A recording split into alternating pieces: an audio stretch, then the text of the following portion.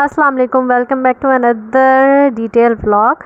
काफ़ी दिनों से कोई डिटेल व्लॉग शेयर नहीं किया, तो आज मैं आपके साथ डिटेल व्लॉग शेयर करने लगी हूँ। छुट्टी के दिन के लिए प्रिपरेशन चल रही थी। यहाँ पर मैंने पिज़्ज़ा बनाना था, फ़ादर की फ़रमाइश थी, घर वालों की फ़रमाइश थी, तो यहाँ पर पिज़्ज़े की तैयारी चल रही थी। मैं आई थी जो पिज़्ज़े का सामान घर पर मौजूद नहीं है वो लेने के लिए। मैंने मशरूम्स लिए, क्रीम ली, सॉसेजेस लिए, मिल्क पैक की क्रीम, जो टेट्रा पैक वाली क्रीम होती है वैसी क्रीम ली। मैदा चूँकि मौजूद नहीं था तो मैदा मैंने नहीं लिया, मैदे का छोटा पैकेट था तो इसलिए मैंने मैदा स्किप कर दिया था। आपको एक बड़े मज़े की बात बताती हूँ। मज़े की क्या, मेरे लिए तो मुश्किल हो गई थी उस दिन पिज़्ज़ा बनाना। हुआ कुछ यूँ कि गैस जो थी वो, जिस टाइम मैंने पिज़्ज़ा बनाना शुरू किया था, पिज़्ज़ा की तैयारी शुरू की थी, तो मैंने पहले देख लिया था कि गैस आ रही है कि नहीं। और यही होता है, ये हम सब के साथ होता है, हम पाकिस्तानियों के साथ हमेशा ही ये होता है कि जब आप कोई चीज़ बनाने खड़े होते हैं आपको उस टाइम तो लग रहा होता है गैस आ रही है, ठीक है ठीक है, लेकिन जब आप सारी चीज़ें निकाल के, इंग्रेडिएंट्स निकाल के आप पूरा प्रॉपर तैयार करने के लिए खड़े होते हो तो गैस हल्की हो जाती है। तो मेरे साथ भी कुछ इसी तरह का हुआ, लेकिन मैंने आधे पौने घंटे के लिए उसे अच्छे से प्री हीट कर लिया था। प्री हीट करने की वजह से जो है वो अच्छा उसके अंदर टेम्परेचर पैदा हो गया था जो अवन के अंदर।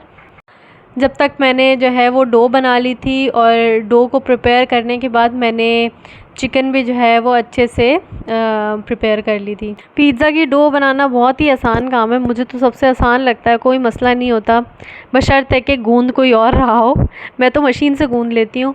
यहाँ पर हाफ़ केजी मैंने मैदा लिया था। मैं आपको रेसिपी जो है वो मैं डिस्क्रिप्शन बॉक्स में नहीं लिखूंगी, आप यहीं से नोट कर लीजिएगा, मैं आपको साथ साथ बताती जा रही हूँ। ये मैं आपको दिखा रही थी कि पिंक सॉल्ट जो है वो घर में आया हुआ था, और वो उसके अच्छे मोटे मोटे जो पीसेस थे ना वो आए हुए थे, तो मैं आपको दिखा रही थी कि पिंक सॉल्ट किस तरह होता है। वैसे मैं आपको बता दूं कि यहाँ पर इस पिंक सॉल्ट में ना कलर मिक्स हुआ हुआ है, जो आप वहाँ से लेते हो ना, जो केवड़ा जहाँ पर है, वहाँ से अगर आप पिंक सॉल्ट लोगे तो वहाँ पर इस कलर का, इतना डार्क कलर का नहीं होता है, और जब वो छोटे छोटे टुकड़ों में टूटता है तो वो और ज़्यादा लाइट कलर का हो जाता है, और जब वो पिस जाता है ना पिंक सॉल्ट, तो वो उससे भी लाइट कलर में हो जाता है, मतलब बिल्कुल वाइट वाइट सा दिखने लग जाता है। अच्छा, तो नमक डाल दिया, साथ में चीनी को आधे कप गर्म पानी में मिक्स कर लिया, और जब वो थोड़ा सा नीम गर्म हो जाए तो उसके अंदर 2 टीस्पून जो है वो यीस्ट के डाल दिए। आप साशे वाले भी यूज़ कर सकते हैं, मैं तो आधा केजी वाला यीस्ट का पैकेट मंगवा लेती हूँ, और उसे काफ़ी टाइम चल जाता है मेरा, 6-7 महीने 8 महीने आराम से निकल जाता है। फिर जब चीनी वाले जो मिक्सचर के अंदर यीस्ट ऐड करते हैं तो यीस्ट जो है वो 2 मिनट, मतलब 1 मिनट भी नहीं लगता, वो फूलने लग जाती है, और फिर हम उसे मैंने उसके अंदर डाल दिया था, मैदे का जो मिक्सचर था उसके अंदर डाल दिया था। थोड़ा सा जो है 2 टेबलस्पून के करीब मैंने ऑयल डाला था, और अगर अंडा हो तो आप 1 अंडा भी डाल सकते हैं। मेरे पास मौजूद नहीं था तो मैंने अंडा स्किप कर दिया था, लेकिन कोई फ़र्क नहीं पड़ता, बहुत अच्छा टेक्सचर आ जाता है, सब कुछ बहुत अच्छा हो जाता है, बग़ैर अंडे के भी अब बना सकते हैं। फिर मैंने ईका पाउडर जो था वो मेरे पास मौजूद था, तो मैंने ईका पाउडर के जो है वो 2 ग्राम से 3 ग्राम जो है वो मैंने ईका पाउडर भी ऐड कर दिया था। ईका यूज़ इसलिए होता है कि जिस तरह ब्रेड शेल्फ़ लाइफ जो होती है ना ब्रेड की, वो बढ़ाने के लिए होता है।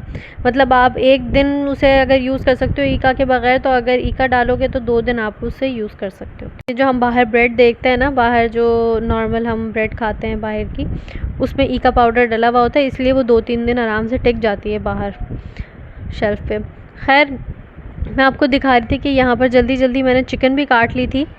अब डो को 1 घंटे के लिए राइज़ होने के लिए रख दिया है। यहाँ पर केचप के अंदर black pepper, red chilli flakes, और जो लहसुन होता है, लहसुन का एक जवा लेकर और उसे अच्छे से ग्राइंड करके और उसका पेस्ट भी ऐड कर दिया था, और हर्ब्स भी ऐड कर दिए थे। और मैं आपको ओवन दिखा रही थी कि ओवन भी जो है अभी तक रेडी नहीं हुआ था, उसके अंदर इतनी हीट नहीं प्रोड्यूस हुई थी, तो मैं यहाँ पे आराम से लगी हुई थी हर काम करने में। अच्छा, जिनको ये नहीं पता, कि जिनको लगता है कि बाहर की ही सॉस, पिज़्ज़ा सॉस से जो है अच्छा पिज़्ज़ा बन जाता है, तो ऐसा कुछ नहीं है। बाहर की पिज़्ज़ा सॉस से नहायत ही पैथेटिक मुझे लगता है पिज़्ज़ा बनता है, मतलब बिल्कुल फ्लेवरलेस और अजीब ही कोई टेस्ट होता है उसका।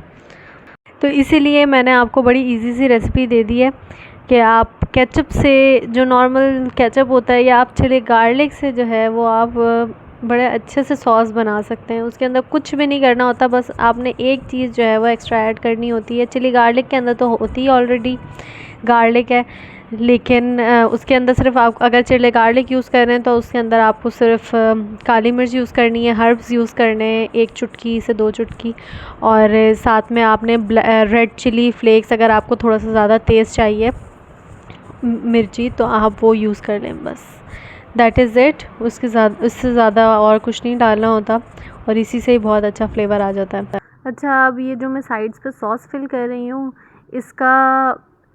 इसकी डिफरेंट डिफरेंट रेसिपीज़ हो सकती हैं। जैसे कि आप क्रीम चीज़, जो चेडर चीज़ स्प्रेड मिलता है, उसके अंदर आप नॉर्मल जो चीज़ होती है, नॉर्मल जो क्रीम होती है, उसको मिक्स करके उसके अंदर थोड़ा सा नमक डाल के वो भी आप साइड्स पे फिल कर सकते हैं, जिसे हम चीज़ सॉस बोलते हैं। और आप जो है इसके अलावा भी आप बना सकते हैं, जिस तरह मायोनीज़ लें, हाफ़ कप ऑफ मायोनीज़, और हाफ़ जो है वो आप क्रीम लें, और इसके साथ जो है आप हर्ब्स डाल दें, और थोड़ा सा नमक जो है वो इसके अंदर ऐड कर दें। तो इससे भी आपकी अच्छी सी सॉस तैयार हो जाती है, जो कि खाने में भी लजीज लगती है, और पता भी नहीं चलता किसी को कि आपने बनाई कैसे है।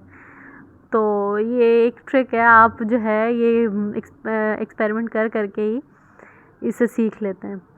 अब ये अच्छे से जो है साइड्स, मैं जो है ना, ये जो पिज़्ज़ा सॉस है वो मैं साइड्स के ऊपर भी लगाती हूँ।